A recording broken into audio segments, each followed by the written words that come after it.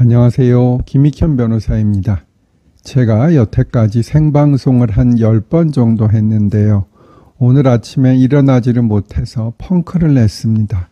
이 자리를 빌어 다시 한번 매일신문과 존경하는 이동재 기자님께 죄송하다는 말씀을 올립니다. 제가 자주 하던 얘기가 있었지요. 헌재의 선택적 신속성 비판입니다. 윤 대통령 사건과 마은혁 권한쟁의 심판 사건만 신속하게, 즉 치타같이 진행하고 나머지 사건은 모두 늦게, 즉 나무늘보같이 진행하는 것이에요. 이 부분을 안철수 의원이 치타 대 나무늘보라고 재미있게 비유하셔서 제가 한번 영상에 올려드렸는데 그래서 지금도 기억이 납니다. 참 3월 20일 즉 어제 정치 시그널에 나갔을 때 제 순서 바로 뒤가 안철수 의원의 순서여서 인사를 했어요. 그리고 채널A의 분장실에서 김진 앵커도 만났는데 저는 낯이 익어서 김진님 보자마자 인사를 했는데 그분은 저를 모르시는 것 같은 느낌이었고요. 뭐 당연하겠지요. 방송에서 볼 때는 상당히 잘생긴 것 같았는데 민낯을 보니 뭐 저보다 잘생기긴 했지만 그래도 현격한 차이는 없었던 것 같기도 합니다. 에고 또 딴소리.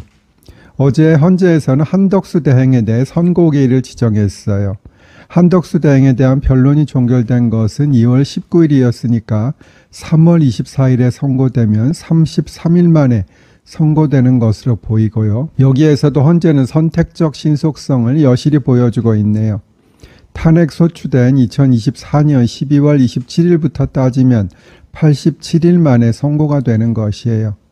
그런데 사실은 한덕수 대행은 탄핵 사유도 간단하고 특히 의결 정족수 문제로 각하를 한다면 엄청 간단하게 끝날 수도 있는 것이었어요.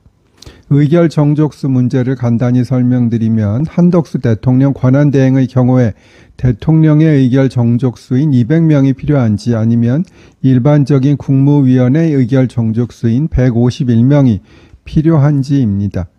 그런데 이 부분은 주석 헌법재판소법이라는 헌법재판소 산하의 헌법재판연구원에서 발간한 책에 명백히 나와 있습니다. 대통령 대행으로서 한 행위가 탄핵 사유라면 대통령을 기준으로 한다는 것이지요. 그럼에도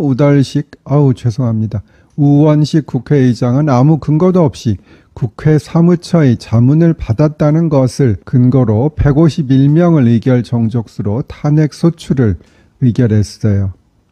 그러나 주석 헌법재판소법에 나와 있듯이 대통령의 대행 역할을 하는 경우에는 200석이라고 보는 것이 당연하겠지요.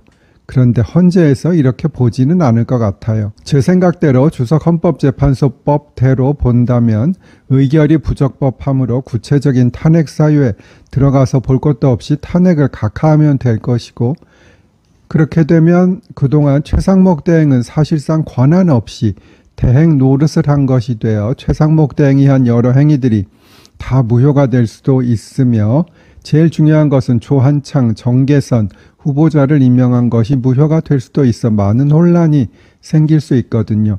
그래서 제 생각에는 151명이 의결 정족수라고 보고 다만 탄핵 사유는 없다고 기각할 가능성이 많지 않을까 싶습니다. 만약 헌재에서 200명이 의결 정족수라고 본다 하더라도 그간에 최상목 대행이 한 행위의 효력에 대해서는 아무 언급을 하지 않거나 아니면 그 효력에는 영향이 없다고 할 것 같고요. 그리고 한덕수 대행의 탄핵이 기각 또는 각하되면 즉시 한덕수 대행은 업무에 복귀하게 되고 최상목 대행은 그 순간부터 마은혁 후보자를 임명하고 싶어도 할 수가 없어요. 따라서 최상목 대행은 이제 오늘 하루하고 월요일 1시간만 마은혁 후보자를 임명하지 않으면 됩니다. 이것은 제 의견이 아니라 허영 교수님의 의견이에요. 그리고 이제 한덕수 대행이 돌아오셔도 마은혁 후보자를 임명할 의무가 지금은 없어요. 지난번에 국회에서 한 권한쟁의 심판은 최상목 대행을 상대로 한 것이니 최상목 대행만 그런 의무가 있다고 확정된 것이고 한덕수 대행에 대해서는 그 효력이 미치지 않을 거예요. 물론 또 권한쟁의 심판을 할 수도 있겠지요.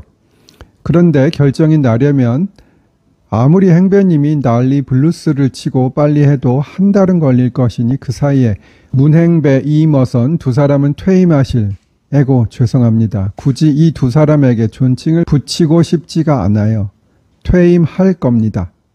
최상목 대행이 조한창님과 정계선을 임명한 것은 너무나 아쉽지만 그래도 마은혁 한 사람을 임명하지 않은 것은 그나마 잘한 일이고 이제 좀 쉬시면서 베네치아 여행이라도 가셔서 곤돌라 좀 타보시라고 맨델스존의 무언가 중 베네치아의 뱃노래 들려드립니다.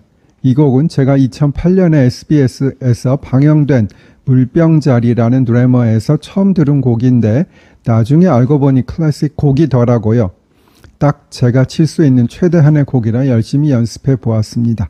맨델스존은 정말 유복한 집안에서 태어난 얼마 안 되는 음악가였어요. 즐겁게 들어주세요. 감사합니다.